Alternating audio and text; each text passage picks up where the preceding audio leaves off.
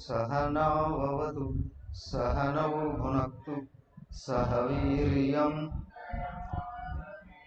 तेजस्विनावधीतमस्तु मा विद्विषावहै। ओम शांति शांति शांति। ओम गुरुर्ब्रह्मा गुरुर्विष्णु गुरुर्देवो महेश्वरः गुरुरेव परं ब्रह्म तस्मै श्री गुरवे नमः। ओम प्रपन्नपारिजाताय स्तोत्रवेत्रैकपाणये ज्ञानमुद्राय कृष्णाय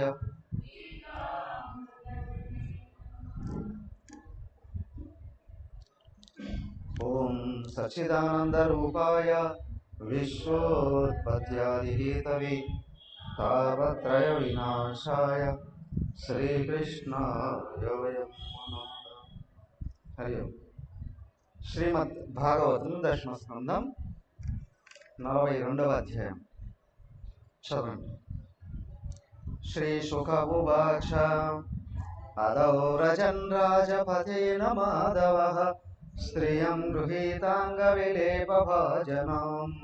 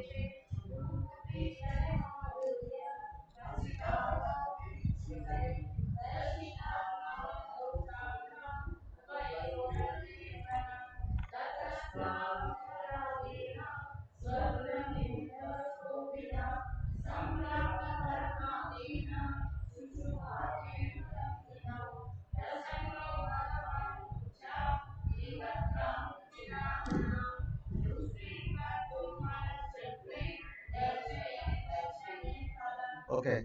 హరి ఓం. హరి ఓం. శ్రీ శుభోవాచ. శుకుడు చెప్తూ ఉన్నాడు, అయ్యా ఆయన సుధాముని అనుగ్రహించి కృష్ణ బలరాముడు మధురా నగరంలోకి ఇంకా లోపలికి ప్రవేశిస్తూ ఉన్నాడు. ప్రవేశిస్తుంటే మధ్యలో కుబ్జ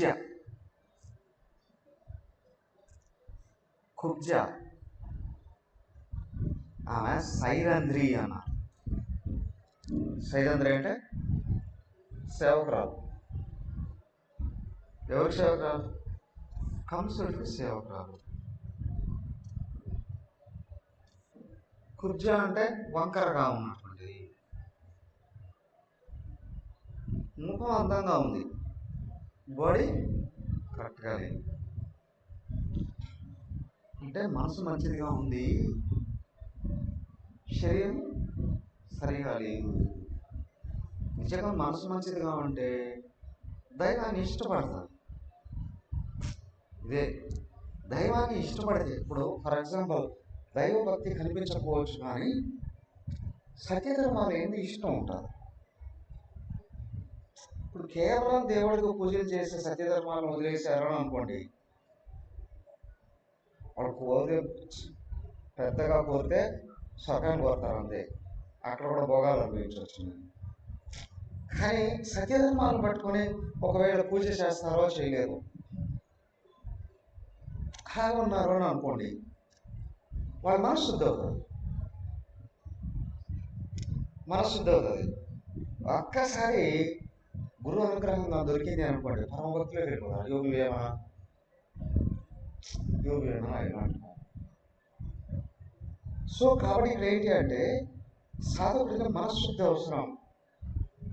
చెప్తారా? Face is the index of mind అంటారు. ముఖంలో కనిపిస్తుందండి మనసులో ఏముందో.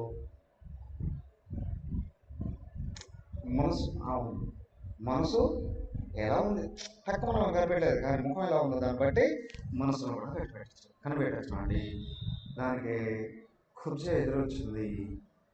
కుర్చీను అడిగాడు, అందుకు ఏమన్నారు? త్రివక్కరా అని పిలుస్తారయ్యా నన్ను. ఎవరు నువ్వు అంటే త్రివక్కరా అని పిలుస్తారు. 3 అక్కరాలు 3 వంకరలు ఉన్నాయి.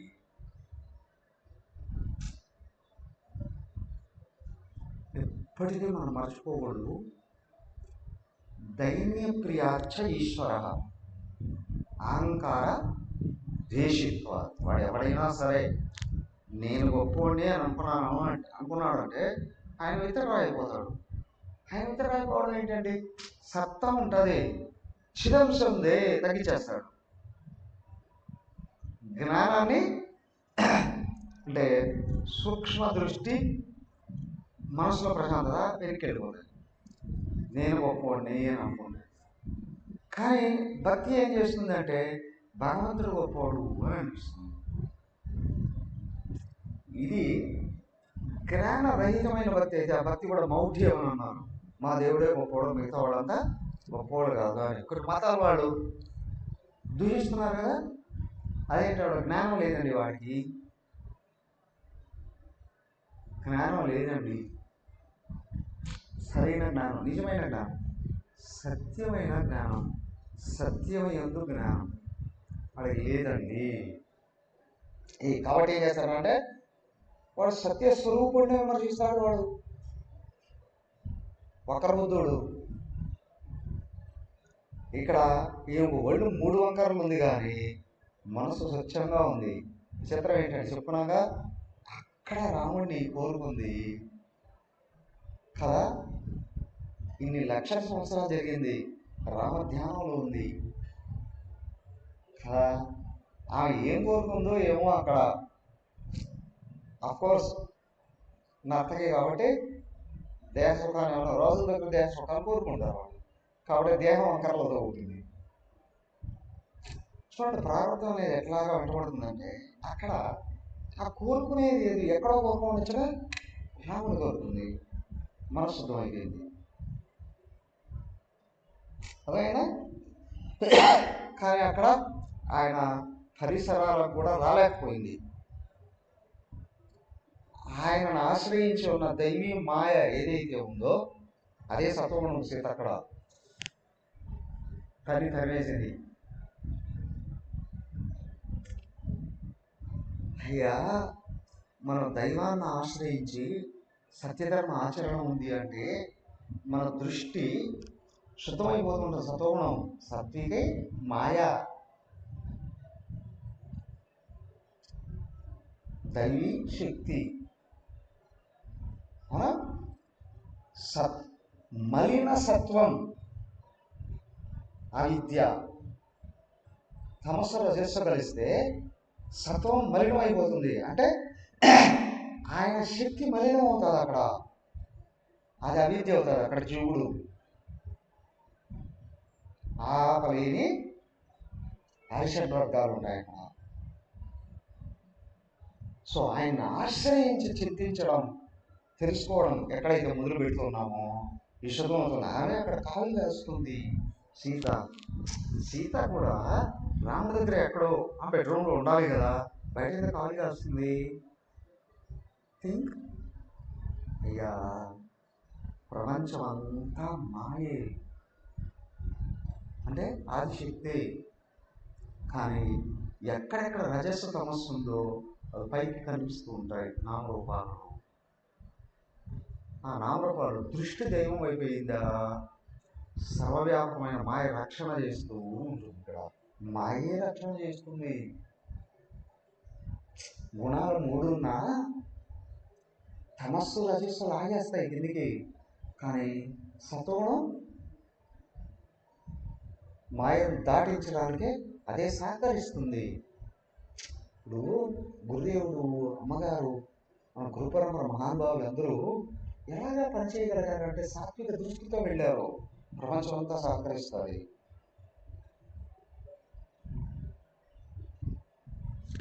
నా మనస్సే నా కర్మరంగం,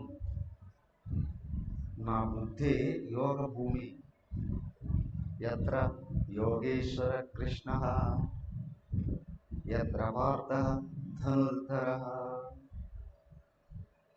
నా మనస్సే నా కర్మరంగం, నా బుద్ధి నా యోగ భూమి. సో కుబ్జ వాస్తవానికి కృష్ణుని, అక్కడ రాముడిని శారీరక సుఖాన్ని కోరింది, కానీ ఆయన పరిసరాలలో కూడా తల్లి తరవేసిన సాత్వికి మాయ. దానికి నిజంగా సద్బుద్ధి కలిగిన సాధకుడు ఉన్నాడే, సాత్వికి మాయ సర్వకాల సర్వావస్థలో రక్షిస్తుంది. గుర్తుంచుకోనేది, భయపడాల్సిన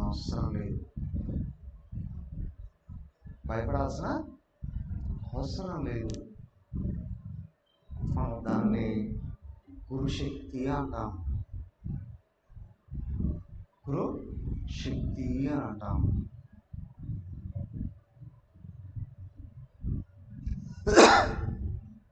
ఏళ్ళ తరబడి ఎదురు చూస్తుంది.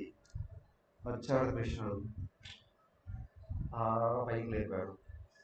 చిన్నపిల్లడు కదా, అలా ఒక గడ్డగా చేసినాడు.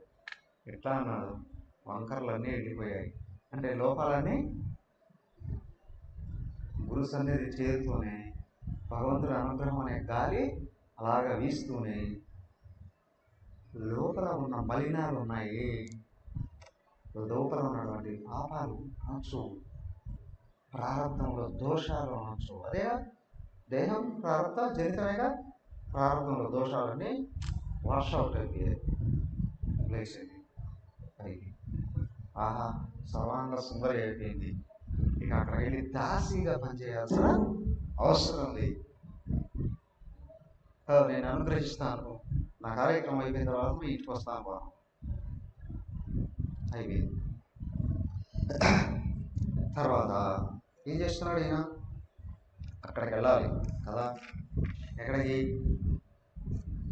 ధనుర్యాగానికి వెళ్ళాలి.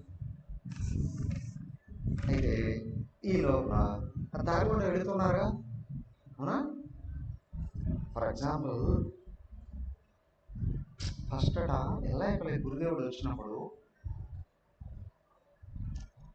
వేల మంది వచ్చారు.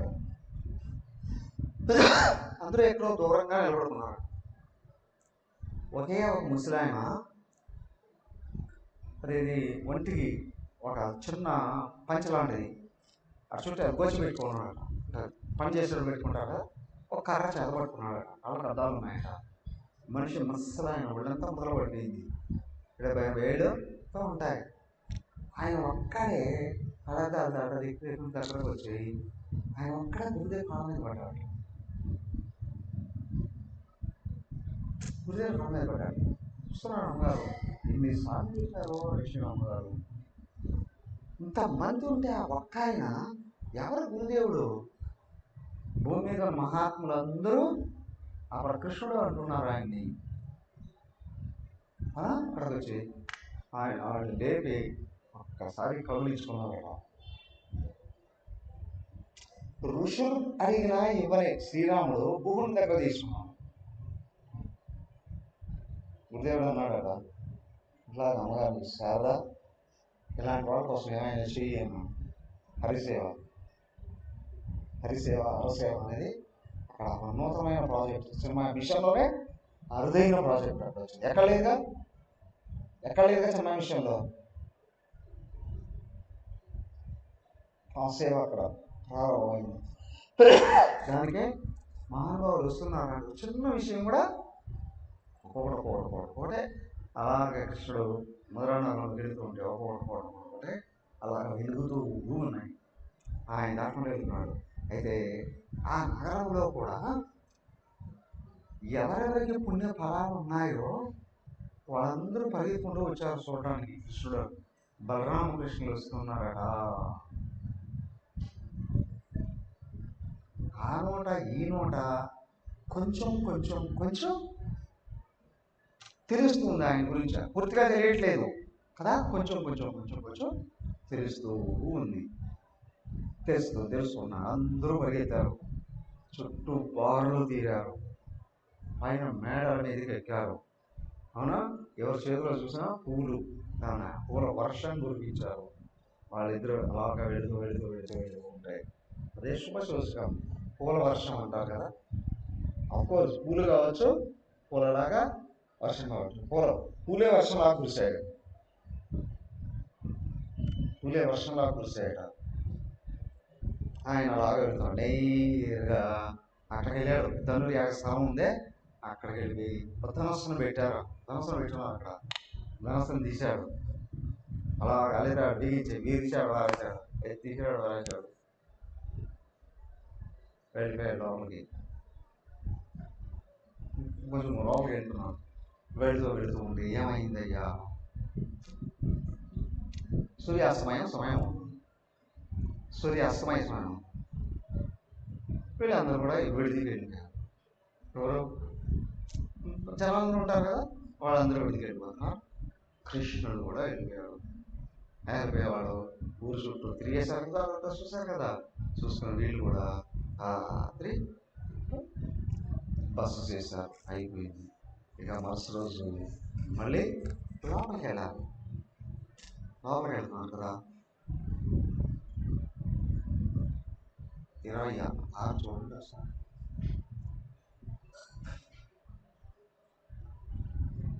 26 కంసస్తు ధనుషో భంగః రక్షిణాం స్వబలస్య చ వధం నిశమ్య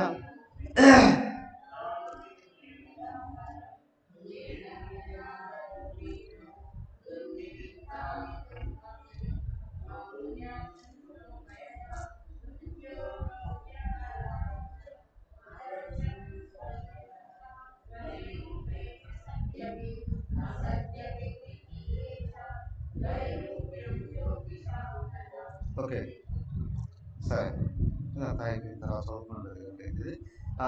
ఆ ధనుస్సును ఎప్పుడైతే విరిచాడో అక్కడ శివధనస్సును గురించి చెప్తారు కదా, అలాగే ఇక్కడ ఈ ధనస్సును విరిచేటప్పటికి పెద్ద శబ్దం వచ్చేసింది. ఒక్కసారి మధురా నగరం అంతా తెలిసింది. అవునా, జనరల్గా ఎవరైనా పెద్దవాళ్ళు వచ్చినారంటే కదా, ప్రభుత్వం వాళ్ళు చేంజ్ చేస్తారు, గన్స్ పిలుస్తారు కదా. ఇప్పుడు చచ్చినోడు వచ్చినా టమాకాయలు వెలిగిస్తారు, అలా కదా. డోము డోము డోము డోము, సచినోడు వచ్చిన అంటే శవం వచ్చినా శబ్దాలు చేస్తూ ఉన్నారు, కలుషితం చేస్తూ, ఇది వేరు అది వేరు, అది ఆనందదాయకంగా తెలిసేవారు. అధికారులు వచ్చారో చెప్పేవాడు కదా. ఇక్కడ ధనస్సును ఎప్పుడైతే విరిచేశాడో వాడు సచినట్టు అయిపోయాడు. అక్కడ ఎవడు ఈ శబ్దం అక్కడ విన్నాడో లేదో, వాడికి గుండెందో 100 కిలోమీటర్ల 1000 కిలోమీటర్ల రైలు పరిగెత్తడం మొదలైంది. ఈ వార్త వెళ్ళిపోయింది అక్కడికి, వాళ్ళ దగ్గరికి. బలరామకృష్ణ వచ్చేసారు లోపలికి, ధనస్సును విరిచేశారు. అదే శబ్దం మధుర నగరం అంతా వినిపించిందట. ఇప్పుడు చాలా చాలా చాలా పెద్ద నగరం. ఎంత పెద్ద నగరం ఇప్పుడు, జిల్లా హెడ్ క్వార్టర్. అప్పుడు ఇంత ఉండదుగా, చాలా చిన్నగా ఉంటుంది. నగరం అంతా వినిపించింది రాష్ట్రం. స్పందనలు 2 రకాలు కదా. ఎవరిలో అసుర గుణాలు ఉన్నాయో దేవుడు వచ్చాడు అనేటప్పటికీ వాళ్ళ గుండెల్లో రైలు పరిగెత్తాయి. అవునా, ఎవరిలో దైవీ గుణాలు ఉన్నాయో వాళ్ళ దేవుడు వచ్చాడు అనేటప్పటికీ ప్లాట్ఫామ్ మీద రైలు ఆగుతాయి. రైలు ఆగిపోతుంది, ఇంజిన్ కూడా ఆఫ్ చేసేస్తారు కదా. ఎందుకోనంటే బాగా గమనించండి, వీడు దైవీ గుణాలు కలిగిన వాళ్ళందరినీ వేధించాడు.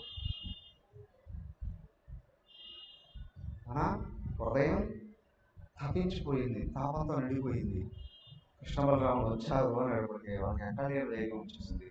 నా దేవుడు వచ్చాడు కదా. వీళ్ళు అసురులు ఉన్నారే, అసురులు ఏం చేశారు? అందరిని బాధ పెట్టారు. వీళ్ళని చంపడానికి ఆయన చూడడానికి చూడండి, అక్కడ ధనస్సు అంటే మనకు అక్కడ శివధనస్సు అన్నాం కదా, ఉత్తర రూపం అని. ఇదిగో ఇక్కడ అహంకారాన్ని విడిచేశాడు అక్కడ రాముడు అని అన్నారు. ఇక్కడ కూడా అహంకారం విరగబడింది.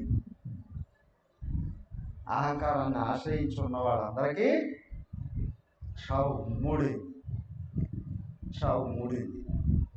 ఇదిగో వచ్చేసాడు ఈయన.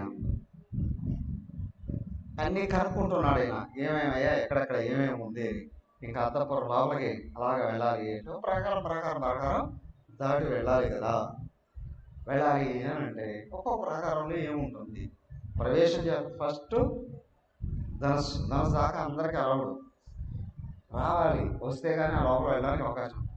ఇక్కడికి వచ్చిన తర్వాత ఏముంటుంది, మొత్తం సెక్యూరిటీ వచ్చేస్తుంది. బయటకు వెళ్ళడానికి వచ్చేసారు లోపలికి వచ్చేసారు. ఇంకా దాని లోపలికి వెళ్ళాలి. అలానంటే గేట్, ఆ గేట్ దగ్గర కోలయ్యపోయడము అని ఓ భయంకరమైన ఏనుగులు పెట్టారు. భయంకరమైన ఏనుగు, మదొక ఏనుగు.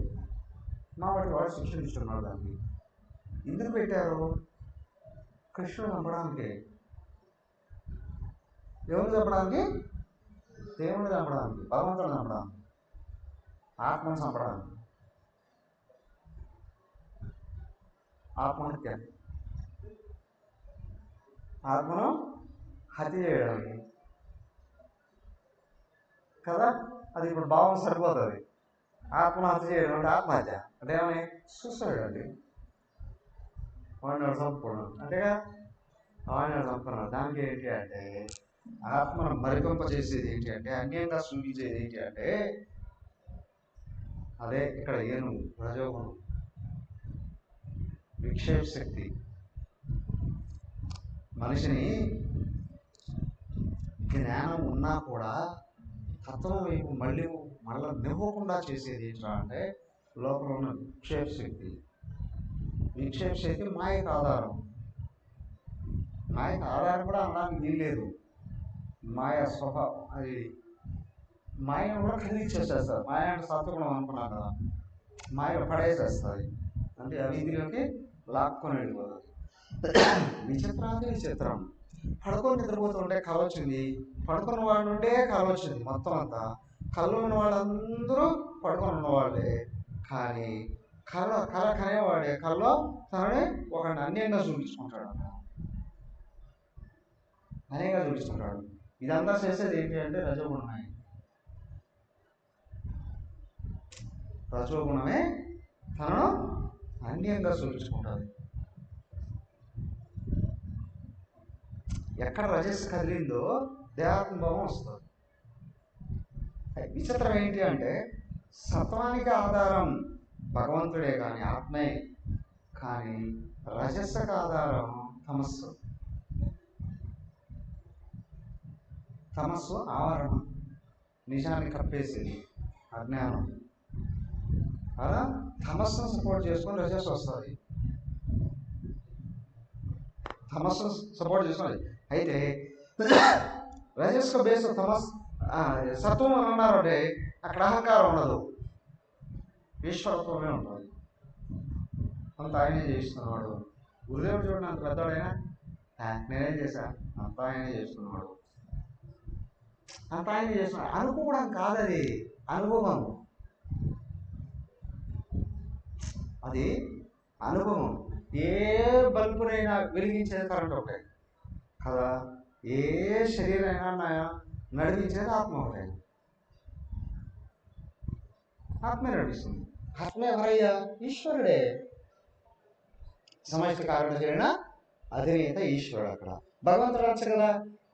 మనం భగవంతులను గుర్తించేటప్పుడు ప్రపంచం మాయమైపోతుంది, మాయ అవ్యక్తం అయిపోతుంది. నేను ఆత్మను ఎప్పుడైతే గుర్తిస్తున్నామో లోపల కదలికలు ఆగిపోతాయి. గమనించాలి బాగా. వ్యవహారాల్లో ఉండేటప్పుడు మెసేజ్ పనిచేస్తుంది. లోపల ఆత్మ గుర్తించబడినప్పుడు కదలికలు ఆగిపోతాయి. దేహాత్మ భావం ఉండదు అక్కడ. ఒకవేళ శరీరం పని చేస్తూ ఉన్నా నేను నా భావం ఉండదు అక్కడ. అసలు ఆలోచన ఉండదు. సూక్ష్మ అదే అయిపోయింది కదా. 10 స్కందాలు అయిపోయాయి. 10 చివరికి వచ్చేస్తూ ఉన్నాం. మొత్తం అంతా తత్వమే. సో కాబట్టి ఇక్కడ ఏంటంటే మహాభయంకరమైన ఏనుగు ఏదండి? విక్షేప శక్తి మహాభయంకరమైన ఏనుగు. దాన్ని ఎవడూ సంపలేడు భగవంతుడు తప్ప. సంపూర్ణ శరణాగతి ఏదైతే ఉందో అదే రజస్సును దాటే గడి చేస్తుంది. లేదు అని అంటే దృష్టిని బహిర్ముఖంగా లాగేస్తుంది. అర్థకామాలలో తుక్కి పడేస్తుంది. నిలబెట్టదు, తుక్కి పడేస్తుంది. అర్థం అన్నప్పుడు కేవలం ధనమని కాదు, భౌతిక దృష్టి.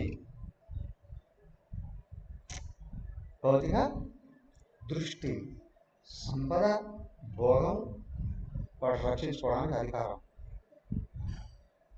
సంపద, భోగం రక్షించుకోవడానికి అధికారం. ఈ మూడింటిలో జీవుడిని నలగదొక్కాడు వారేస్తారు. లోపల కించెత్ కూడా జీవితంలో ఒక నిమిషం కూడా నేను పరమాత్మ అయినాననే భావన రానికుండా దొక్కేస్తాయి. రావణాసురుడు విషయం చూడండి. చివరికి యుద్ధకాండలోకి వచ్చి మొత్తం చదివాము అని అంటే అద్భుతంగా కనిపించేది రావణాసురుడు అక్కడికి. ఇక్కడ దుర్యోధనుడి విషయంలో కూడా ఇద్దరి విషయంలోనూ చివరికి ఒరే రావణ ఆపేగా యుద్ధం బతుకుతావరా అంటే చెప్తారు. ఆయన సాక్షాత్తు నారాయణమూర్తిరా. తిట్టి పారేస్తాడు. విభీషణుడు కలిసి కుంభకర్ణుడు కూడా బోధిస్తాడు. తిట్టి పడేస్తాడు వాళ్ళని. చివరికి ఎప్పుడు ఇంద్రజిత్ సచ్చాడో అప్పుడు నరుడు నారాయణుడు త్రినేత్రుడు దాసుడు అప్పటికి ఆలోచన వస్తుంది. కానీ నాకు తిరుగుతాం వచ్చేస్తుంది. నేను ఏమైనా చేయగలను, ఎవరినైనా నాశనం చేసేయగలను, ఎవరినైనా మోసం చేసేయగలను, ఎవరినైనా లేపేయగలను, ఎవరినైనా తొక్కేయగలను. వేదాపడు అనుకుంది. అవునా? చివరి దుర్యోధనుడు కూడా అదే ప్రకారం అనుకున్నాడు. వాడు సచ్చే సాగులో కూడా అశ్వత్థామ వస్తే ఏం చేశాడు? కురువంశ నిర్వంశ చేయమా. వాడు సత్తే సచ్చాడు కదా. మా వంశం ఎవరైనా కించిత్ తిరిగిన మా వంశం నిలబడాలి అని అనుకుంటాడా లేదా? లేక కుటుంబంలో ఒకే కొడుకు పుట్టాడు అనుకోండి కదా. కానీ కామ్గా గమనించి చూడండి, పిల్లలు లేని ఆడవాళ్ళు ఉంటారే మంది, వాడిని కూడా చంపేయడానికి ట్రై చేస్తారా? జరుగుతున్నాయి కదా. ఒక్కడు వచ్చాడు కానీ ఏ హృదయాలు రాక్షసత్వంతో నిండి ఉన్నాయో ఈ సంపదలన్నీ వాడికి వెళ్ళిపోతాయా? వాడిని లేకేస్తే సరే. అవునా కదా? ఉంటున్నాం కదా మనం. ఎందుకు అంటే అది భయంకరమైన రాక్షసత్వం.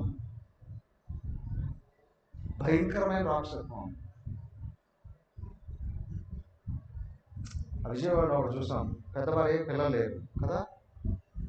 కొడుకు ఏదో ఉన్నా చిన్నవారికి అమ్మాయి కూడా పుట్టింది. అమ్మాయికి ఆయన ఏదో నగలను తయారు చేశాడు తండ్రి.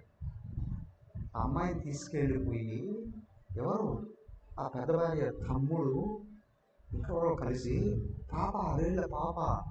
పాపని తీసుకెళ్ళి ఏం చేశారు తెలుసా? కొలిమిలో వేసి మనిషి చేశారు పాపని. ఆ పాపం పరిహారం కావాలంటే వాడు ఎన్ని వందల వేల జన్మలు ఎత్తాలి. వాడు రాత్రి కంటే హీనమైన జీవితంలో వెళ్ళిపోతాడు. ఇదే ఇక్కడ సద్గుణాలని రక్షించుకోవడమే జీవితం, సద్గుణాలని పెంచుకోవడమే సాధన. అదే మాయ. మాయ నింపుకోవడం, మాయలు పడిపోవడం కాదు. సాత్వికి మాయని నింపుకోవడం. లక్ష్యం భగవంతుడు అయినప్పుడు గుణాన్ని సత్వగుణాన్ని నిలబెట్టుకుంటే ఆయన రజోగుణాలు లేవేస్తాడు. దానికి ఇక్కడ ఆ కుబలయ పీఠం అనేటువంటి మహాబలవత్తరమైన ఏనుగు ఏదైతే ఉందో ఆ ఏనుగుని ఈయన చంపేస్తున్నాడు. ఎలా రా అంటే ఏనుగుని ఆయన చంపేయడం ఏంటండి? అది ఎన్ని రకాలుగా ప్రయత్నం చేసింది తెలుసా కృష్ణుడిని చంపడానికి.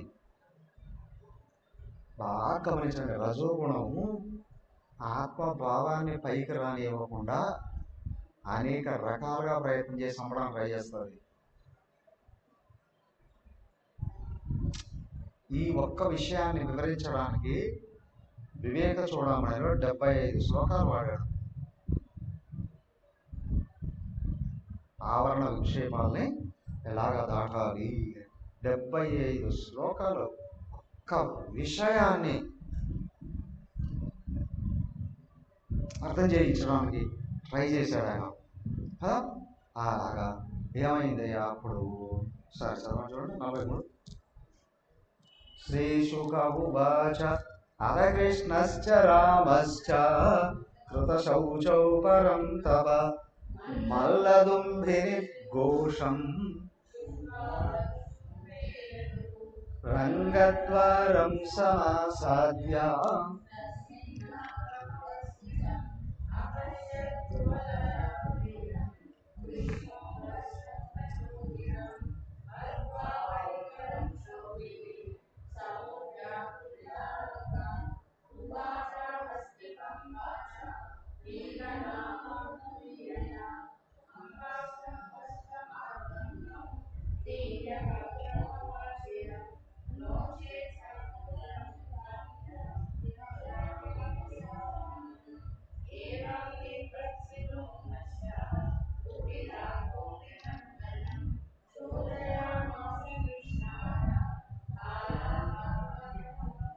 ఓకే. హరి ఓం.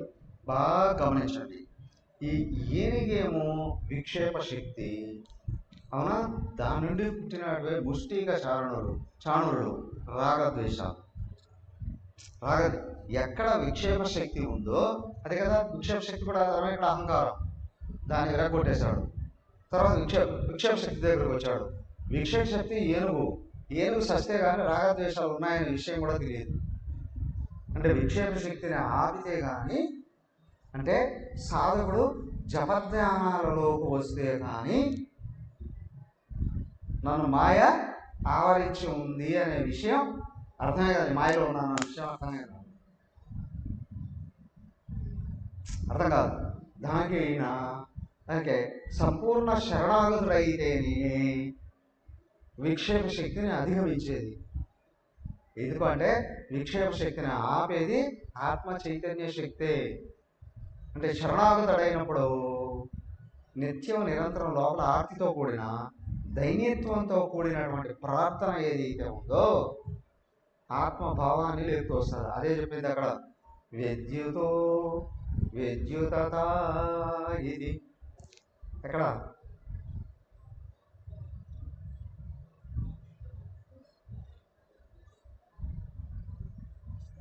మెరుపుపాటులాగా ఆయన అనుగ్రహం వస్తుంది. క్రమంగా అదే రెప్పపాటులాగా అవుతుంది. విద్యుత ఇది ఎక్కడ కేనోపనిషత్తు అని చెప్తున్నారు. కడప నుండి కేనోపనిషత్తు 4వ అధ్యాయంలో చివరకు వచ్చేటప్పటికి అదే బోధించారు. అవునా? చివరకు వచ్చేటప్పటికి అది బోధించారు. ఏంటి? మెరుగుబాటుల అనుగ్రహం వస్తుందండి. సంపూర్ణ శరణాగతిలో దైన్యత్వం అనేది ఎక్కడైతే వచ్చిందో, భగవాన్ నాకు నువ్వే దిక్కు అనే భావం ఎక్కడైతే వచ్చిందో అప్పుడే లోపల మెరుగుపాటు. నేను అందరిలో ఉన్న ఆత్మ కదా, ఆ భావాన్ని పట్టుకున్నాడా పదే ఆయన అనుగ్రహాన్ని ఇవ్వడం అనేది కరెంట్ షాక్ లాగా. అవునా, దాన్ని రెప్పపాటులాగా అన్నా. కరెంట్ షాక్ అంటే అది భయంకరంగా చంపేది కదా, కానీ ఇక్కడ ఏమన్నా రెప్పపాటులాగా అవుతుందండి. రెప్పపాటులాగా అయ్యేటప్పుడు నేను ఆయన అదే ఆయన అంటాను అన్నాడుగా, యమేవ ఏష వృణుతే తేన లభ్య ఆత్మా వివృణుతే తను స్వాం. మనకు పరిస్థితిలో ఎవరు ఆయనే కావాలి అని అనుకుంటున్నారు, ఆయన్ని ఆవిష్కరించుకుంటాడండి. అప్పుడే రజస్సు ఆగడం అనేది మొదలుపెడుతుంది. రజస్సు విక్షేప శక్తి, ఇది ఎక్కడైతే తగ్గుతూ సత్వగుణం వస్తుంది. సత్వగుణం పెరిగే కొద్దీ స్పష్టంగా కనకలేదు, నేను శరీరమున బుద్ధులు కాదు. ఒకవేళ నేను శరీరమున బుద్ధులు, అన్ని శరీరమున బుద్ధులు నేనే. నిజమేంటయ్యా, అందరిలో ఉన్న నేను ఆత్మనయ్యా, శరీరమున బుద్ధులే కాదు. ఫస్ట్ ఇది నిలబడాలి, అప్పుడు విక్షేప శక్తి తగ్గుతుంది. దానికి కృష్ణుడు వచ్చి ఒక దెబ్బతో కొట్టచ్చు, దాన్ని కొట్టలేదు, అది ఒక దెబ్బ సావదు. దాని దగ్గరకు వచ్చాడు, వస్తూనే కృష్ణుడు చెప్పాడు, మేము లోపలికి వెళ్ళిపోవాలి, బయటకు తీయది అని అన్నాడు. ఏమని పక్కకు తీయన్నాడు. మావాడు వాడు బలిసి ఉన్నాడు, వాడు మదంలో. దానికే ఈయన కూడా మదజలాన్ని పట్టుకుంటున్నాడు. మదం నేను అందుకన్నా కదా, వాడు ఇంకా మదించున్నాడు. వాడు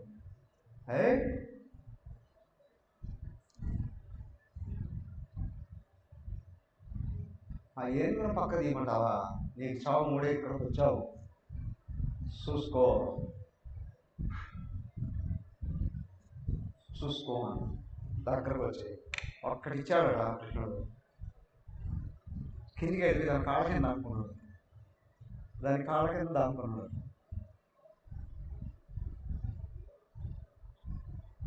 ప్రతి పదానికి, ప్రతి భావానికి, ప్రతి విషయానికి అంతరార్థం ఉంటుంది. ఇక్కడ ఒకసారి నేను అడిగా, మా అమ్మ ఇంత అద్భుతంగా ఉంది పురాణం, వస్తు చరిత్ర ఏదో చెప్పారు అమ్మగారు. మరి సాయంత్రం కార్తీక సదస్సు టైంలో నేను, ఇంత అద్భుతంగా ఉంది కదా, మరి వీటికి కూడా నేను అంతరార్థాలు రాయించగలమ్మా అని అడిగాను. అమ్మగారు రాయింది, ఓ భగవద్గీతకు అంతరార్థాలు రాయాలంటే ఎంత అవుతుంది, పురాణాలు వేల శ్లోకాలు, వాటి అన్నిటికీ అంతరార్థాలు కామెంటరీస్ రాయాలంటే ఎంత అవుతాయి, మనుషులు మోసుకెళ్ళలేరు,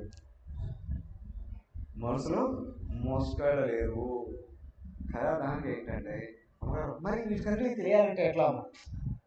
భగవద్గీత ఉపనిషత్తులకి లోతైన అర్థాలు ఎప్పుడైతే తెలిసాయో, అవునా, అప్పుడు అన్నిటికీ సమన్వయం చేసుకునే శక్తి వస్తుంది. వీటిని మనం అనుసరిస్తే మన దృష్టి ఏకత్వంలో నిలబడింది అంటే ప్రతి విషయాన్ని సమన్వయం చేసి శక్తి వస్తారు. ఇవి ఎక్కడ చెప్పున్నారు, ఆయన ఆలోచన చేయాల్సిన అవసరం లేదు, అవునా. దానికి ఏంటంటే ఒక చోట ఒక పాత్ర వెనకలో ఆయన అడిగితే ఆ పాత్ర యొక్క అర్థం ఆయన వెల్లడి చేస్తాడు. ఒక స్థాయి తర్వాత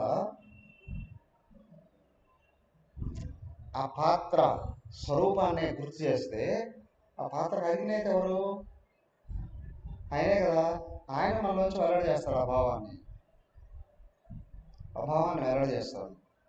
సో కాబట్టి ఇక్కడ ఏంటి అంటే, ఇది మహాబలమైన విక్షేప కొట్టి కాలసం అనుకున్నాడు, దాన్ని కనిపించనివ్వకుండా.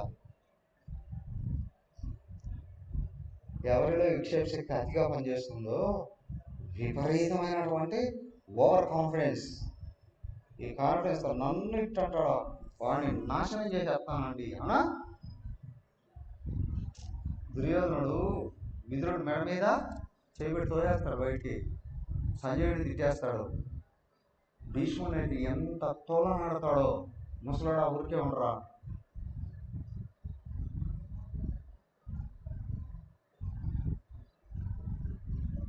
ద్రోణాచార్యుడు బాపడానికి ఎందుకు పనులని అంటాడు.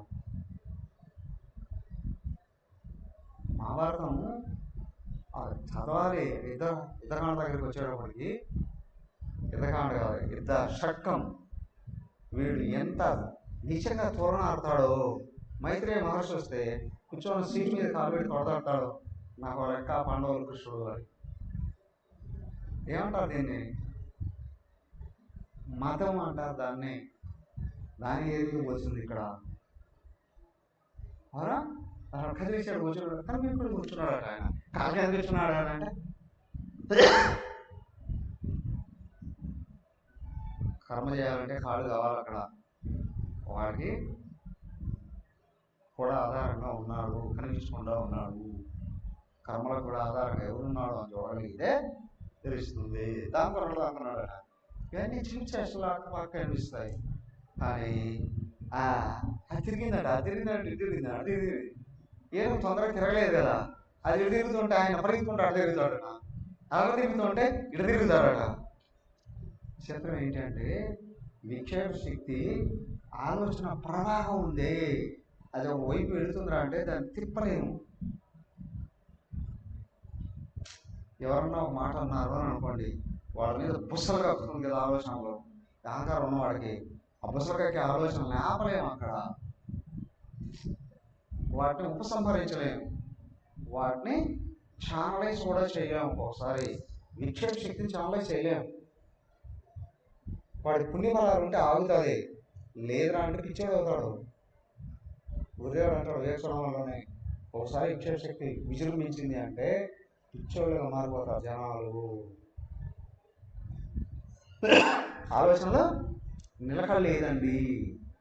అవునా? రోడ్డు మీద ఎవరైనా విక్షేప శక్తే లోపల కంట్రోల్ తప్పించేది, బుద్ధిని చంపేస్తుంది, సర్వనాశం చేస్తుంది. తిప్పించాడట, అడిగాడట, ముందు పరిగెత్తుకుంటూ వెళ్ళిపోతాడట, తిరుగుతాడట, దానికి విపరీతమైన అలసట చేశాడట, ఒక దెబ్బ కొడతాడట, అది వచ్చి పట్టుకునే లోపల జారిపోతాడట. భగవంతుడు ఇది అది భగవంతుడు వెంట తిరుగుతుందట. అర్థమైందా? ఆయన తిరుగుతుందట. విక్షేప శక్తి ఎంత ఉన్నా గురువు వెంట తిరిగింది అని అనుకోండి, గురు భక్తితో శుద్ధం ఉంటుంది, హరించబడరాదు,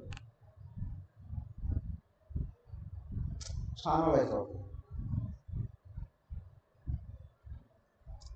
ఇక్కడ ఒక్క గురువు కానీ వదిలేసింది అని అనుకోండి, గురువు మీద వ్యతిరేక భావన వచ్చింది అని అనుకోండి, ఇప్పుడు చచ్చిపోయినట్టే. ఇంకా సావకుండా చచ్చిపోయినట్టే. ఆయన ఒక్కడేగా దారి మళ్ళించేది, దృష్టి మళ్ళించేది. దానికి గురువు గారి కార్యం చేయడం అనేటువంటిది ఏదైతే ఉందో అదే గురువు అనుగ్రహం, గురువు గారిని అనుసరించడం. సో కాబట్టి అది పట్టుకుంటే అది తిప్పి శుద్ధం చేసి తీసుకొని పెడతాది. తిప్పి తాగబట్టుకున్నాడట. ఏనుగుని కుర్రాడు తాగబట్టుకొని లాక్కొని వెళ్ళిపోవడం, 50 బార్ల వరకు లాక్కొని వెళ్ళిపోయాడు. సాధకుడిని సర్వనాశనం చేసే విక్షేప శక్తిని భగవంతుడు తాగబెట్టుకుని లాక్కుని వెళ్తాడండి. తాగబెట్టుకుని లాక్కుని వెళ్తే అందంటాడండి. థింక్ అది ఇక్కడ సమన్వయం చేసినప్పుడు ఇక్కడ తెలుస్తుంది. ఆయన అటు తిప్పి ఇటు తిప్పి తొడంతో పట్టుకుని తన్నాడట, పడిపోయిందట ఏనుగు. అవరా చివరికి ఏం చేశాడు, దాని దంతాన్ని ఊడబీకి పొడిసేసాడు. దాంతోపాటు మామిడి వాళ్ళు ఉన్నారుగా, వాళ్ళని కూడా అయిపోయేసాడు. వీళ్ళందరూ పోయారు, దాన్ని అక్కడ దోసేశారు. ఇదంతా ఆ ముష్టిక చాణూరులో కూడా చూస్తున్నారు. ముష్టిక చాణూరు కూడా ఇదంతా చూస్తున్నారు. అయిపోయిన తర్వాత అక్కడికి వెళ్ళిపోయారు వీళ్ళిద్దరు అక్కడికి వెళ్ళిపోయేప్పటికి వాళ్ళంతా అడుగు ఉన్నారు. ఏమని? ముష్టిక చాణూరులతో యుద్ధం చేయమని చెప్పి. వీళ్ళు అన్నారట అత్యంత వినయంతో, వాళ్ళు చూసి మీరు పర్వతాకారంలాగా ఉన్నారు, మేము చిన్నపిల్లలము, మేము ఇది యుద్ధం చేయడం ఏంటి, వద్దు అన్నారట బలరామకృష్ణుడు. ఒప్పుకోలేదట. ఆ చుట్టూ ఉన్న వాళ్ళు ప్రజలు ఉన్నారే, వాళ్ళు కూడా వద్దు వాళ్ళు చిన్నపిల్లలుగా ఉన్నారు, వాళ్ళతో వీళ్ళ గురించి తెలుసు కదా, వాళ్ళు పెట్టారట వద్దు వాళ్ళతో యుద్ధం. వీళ్ళు ఒక ప్రకారం లోపలికి వెళ్ళే కొద్దీ వెనక్కి రానివ్వట్లే. అది వాళ్ళ ప్లాను. ఒక చోట దాటితే ఇంకో చోటకి వెళ్తే ముందుకే వెళ్ళాలి. ఇక వెనక్కి దారి మళ్ళించుకొని వెళ్ళడానికి అవకాశాలు లేవు. ఒక్కసారి శరణాగతి గురుదగ్గర దగ్గర దీక్ష తీసుకున్నాము, నాకు దేవుడు కావాలి అని అంటే వెనక్కి వెళ్ళే పరిస్థితులు లేవు. ఇక వెనక్కి వెళ్ళే పరిస్థితులు లేవు. ముందుకే వెళ్ళాలి కదా. వాళ్ళతో యుద్ధం చేసి తీరాలి. వీళ్ళు వేడుకున్నాడు కృష్ణుడు. చిన్న పిల్లవాడిని నేను ఎంతున్నాను, అసలు ఆయన దగ్గరికి వెళ్ళి చేయబడుకుంటాడ. నీ చేతంత లేదు నేను, అవునా, నీ త్వరలు ఎత్తుకోవడం లేదు నేను, నాతో యుద్ధం వద్దు. కానీ వదలలేదట వాళ్ళు ప్లాన్తో ఉన్నారు కదా, ఎలాగైనా చంపేయాలని ప్లాన్తో ఉన్నారు కదా. అని లేదట. వాళ్ళు అన్నారట, అయ్యి అదేంటి నువ్వు అక్కడ యుద్ధం చేస్తుంటే చూసాము, ఎవరితో, ఏనుగుతో యుద్ధం చేసి చూసాము, మాతో యుద్ధం చేసే. అది వాళ్ళు ఏమన్నారు అని అంటే చంపుకోవడం అని అనట్లేదు అక్కడ. మన యుద్ధం అంటే కుస్తీ, పడకొస్తే ఉరికే కుస్తీ పడదాంరా. కానీ వాళ్ళ ప్లాన్ ఏంటి, కుస్తీ పెట్టినట్టు చంపేయాలి అని. ఊరికే కుస్తీ కదా అని అంటున్నారు. అయ్యో మీ సమానమైన వాళ్ళు చూసుకోండి నేను ఇలా అంటున్నాను కదా. కాదు వచ్చి తీరాల్సిందే అన్నా. ముష్టిగా శారణుల విషయంలో కృష్ణుడు ఒక దగ్గరికి బలరాముడు దగ్గరికి వెళ్ళాడు. భయంకరంగా యుద్ధం ఏం జరిగింది అక్కడ. వెళ్తారా వాళ్ళు వెళ్ళడానికి కాదు కదా.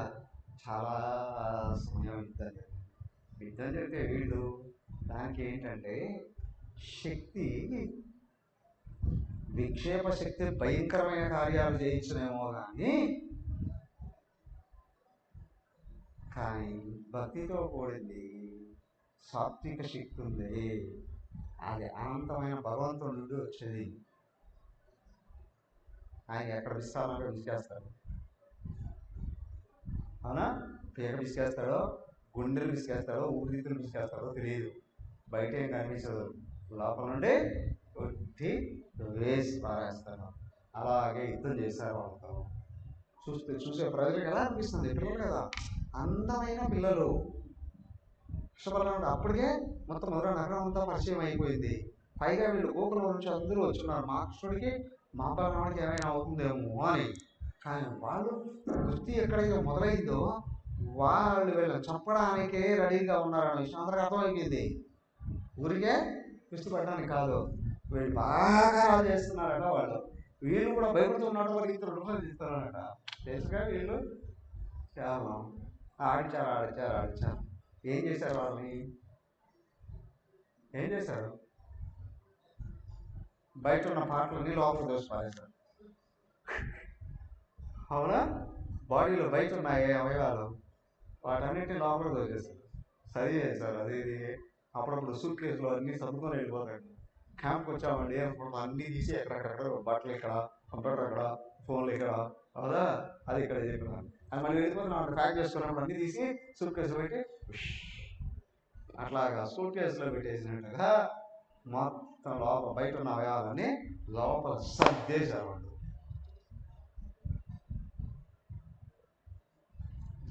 అయ్యగారు అక్కడే కూర్చొని చూస్తున్నారు. ఎవరు అక్కడే కూర్చొని చూస్తున్నాడు. ఇంకా వాడి పని ఉంది, వాడి ప్రాణాలు ఎప్పుడో పోయాయి. అవునా, వీళ్ళని చూసేటప్పటికి ఆ ఏనుగు తప్పితే ముష్టిగా చాలా రోజులతో వీళ్ళు చచ్చిపోతారు అని అనుకున్నాడు. దీన్ని ఏం అజ్ఞానం అనాలి చూడండి. భగవంతుడు చెప్తామని అక్కడ పై చూసాను. దానికి ఏంటంటే ఇక్కడ మనం దాన్ని పోల్చుకోవాల్సింది ఏంటంటే ఋషులు, మహాత్ములు దైవానికి ప్రతిరూపాలు. వీళ్ళని దెబ్బ కొట్టడానికి ప్రయత్నం చేసే వాళ్ళందరూ కూడా అసుర జాతిలో వాళ్ళే. ఈ అసురులందరూ ఏ విధంగా వచ్చారో వాళ్ళని దెబ్బ కొట్టడానికి ప్రయత్నం చేసిన వాళ్ళందరూ కూడా అట్టయిపోతారు. ఒక ముఖ్యమంత్రి 7 కొండల నుండి లేపేస్తాను అని అన్నాడు కదా. ఇంకొక పక్క రాష్ట్రంలో ఇంకొక ఆమె పిప్పల బస్తాలు వెళ్తూ ఉండేది బాగా. ఆ ముఖ్యమంత్రి అక్కడున్న పీఠాధిపతిని ఎత్తేస్తాం చూడు అంది. పాపం భగవంతుడు ఎత్తి హాస్పిటల్లో వేశాడు. అవునా? ఆమె ఎప్పుడు చచ్చిందో తెలియదు, ఎందుకు చచ్చిందో తెలియదు, చచ్చేమైందో తెలియదు. 77 రోజులు అక్కడ ఉంది. అవునా? ఈయన చచ్చాడని మాత్రం తెలిసింది. అది ఎక్కడ చచ్చాడో తెలియదు, అక్కడ పాటలు ఎక్కడ పట్టాయో కూడా తెలియదు. చివరికి ఏమి దొరికింది? ఓ చెప్పు దొరికింది. చెప్పు కావాలి కర్మకాండ చేయడానికి. ఇద్దరికి కూడా ఏమైందయ్యా?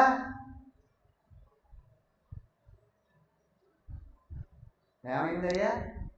ఏమి లేకుండా చచ్చారు, ఏమి లేకుండా అయింది. దానికి మహాత్ముల విషయంలోనూ ఋషుల, అప్పుడు ఋషులు అనేవాడు, ఇప్పుడు మహాత్ములు వాడే కదా ఋషులు. మన గురుదేవుడు ఋషా కాదా?